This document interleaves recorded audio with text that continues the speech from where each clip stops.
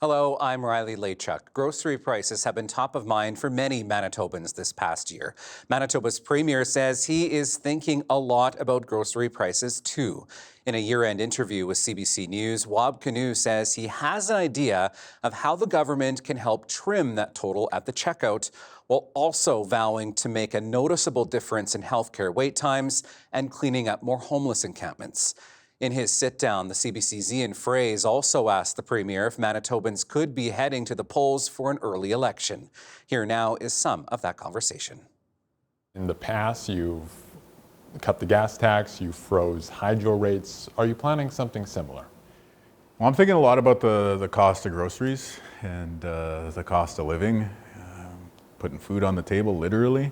You've heard us talk about things like the property controls, and we're going to keep pushing that forward. Hopefully we can remove all of the property controls and have true competition in the grocery sector. We're doing some studies right now, both in terms of competition and who's active in the market. So maybe we could get more chains setting up in the province in the future.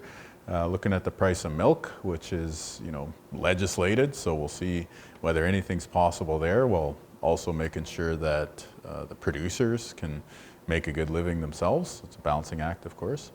And then I think going forward to the budget, we'll crystallize all this stuff that we're thinking about and hopefully be able to bring some tangible help for people on the cost of living, because I know everyone's thinking about it. What about cutting checks directly to Manitobans? Is that an idea? Well, I saw it in your great reporting, actually, that was one of the suggestions that people had. So it's something that is on the table. But I would really love to find a way to reduce costs, because that will help inflation. If we send money out the door, it might actually increase inflation. So I wouldn't rule it out, but I don't know that it's the first thing on our agenda. So first would be to find ways to cut costs. If we can, right? And it's tough because a provincial government can't do everything, especially when we're talking about fruit that's coming from other countries, or we're talking about food products that are being imported from other provinces. It's a big supply chain. But it seems to me, if we do a little bit more on competition, maybe a little bit more in terms of the direct costs that people are facing, like cutting the gas tax, we just add a bunch of these different actions together, hopefully we can move the needle for the average person out there. This time last year, you told me 2025 would be the year that Manitobans see a difference in the homelessness problem, getting people out of encampments into homes. But the signs of homelessness remain very visible, especially in Winnipeg. Why is ending homelessness so hard? Well, it's a multi-generational problem that we're trying to solve here. The progress that we have made are the 130 people that we've moved out of tents and into housing. And a related number is that zero of those people have ended up back on the street. So putting the supports around people once we move them into housing is working. The challenge that we have is there's about 700 people that we're trying to reach out there in tents. And so we need to be able to get more housing, get more supports, and get more outreach done to move people along that. In the election, we said, it's going to take 8 years for us to accomplish this. Of course, I want people to be able to feel the impact and perceive that we are making progress here. So this coming year, we've got to more than double what we've done so far. You haven't ruled out an early election. Will Manitobans go to the polls next year? No. They will not. No. So are you then planning to, would October 2027 be the timeline? I'm not thinking about an early election is what I can tell you. And I can almost certainly say we're not going to the polls in 2026, right? So I'm focused on healthcare, I'm focused on the cost of living, the grocery prices we just talked about. I'm focused on Churchill. I'm not thinking about an early election. You say almost certainly though, and you mentioned about a month ago. Well, there's always, like who would think that Trump is going to wake up and tweet about whatever he tweets about on a given day? But yeah, no election in 2026. There are still long waits in ERs, long waits for surgeries and diagnostics. When does that get fixed? This year. How so? Well, people have been saying we need more staff. We've added more staff, and we'll continue to add more. People are saying that we need to guarantee the patient experience, the safety for the patient.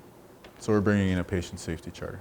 People have said we need to end mandating for nurses. We're going to start doing that. People have said we need to have staff to patient ratios. We're going to start doing that. We've also done a whole lot of other things in terms of making the hospitals run more efficiently. Great initiative at the Grace, being led by Dr. Dan Roberts. And just by formalizing the way people do rounds there, they've done the equivalent of us adding 17 beds to that hospital. So again, there's a whole mix of priorities of things that we got to do. But when it comes to the resources and sort of the more macro level decisions that government makes, we're taking those steps.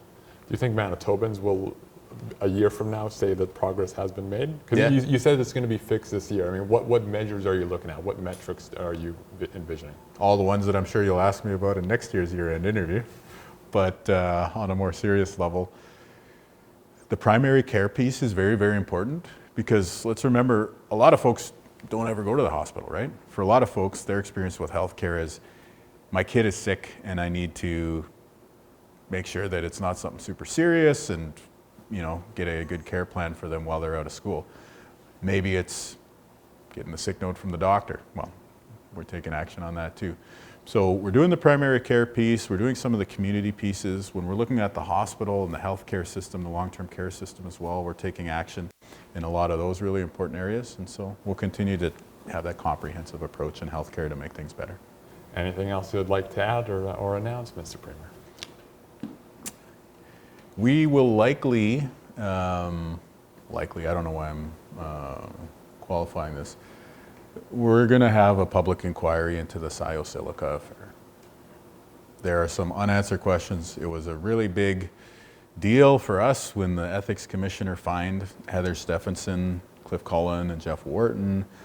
That was the first time we've ever seen something like that in the province. Very thorough report, but there are still unanswered questions. Mainly motive, like why did they do this? The ethics commissioner, the conflict of interest commissioner, was not able to answer that, partially because he's not able to look into financial holdings and stuff like that. These people made representations, but the commissioner also found that pretty much all of them lied in their hearings. So that's something that needs to get addressed. And I think most importantly for Manitobans out there, I think you've also seen that the lobbying framework is pretty weak in our province relative to other provinces.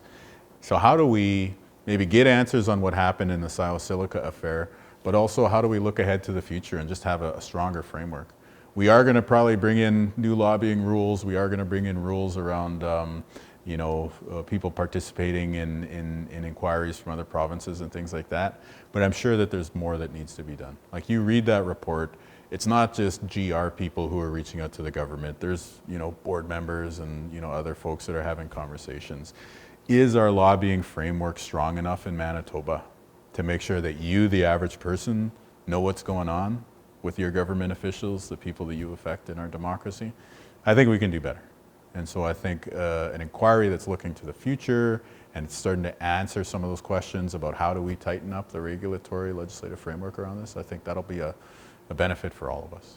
And would this have Heather Stephenson, Cliff Cullen, and Jeff Wharton, would they be required to testify in this framework? Potentially. Yeah, potentially. So we're working on the terms of reference. We're working on who a commissioner could be. It'll probably have to be somebody different than was involved in this report, just so that they're coming at it with an open mind and a fresh perspective. And then, of course, we want to think about those questions that we want this inquiry to answer. Of course, motive and why did they actually violate the Caretaker Convention and the Constitution? Like, what was so important about this thing that, they would risk it all for that? But importantly too, like, what transparency do you need into the dealings of lobbying to government so that you know that your democracy is strong, your democracy is respected?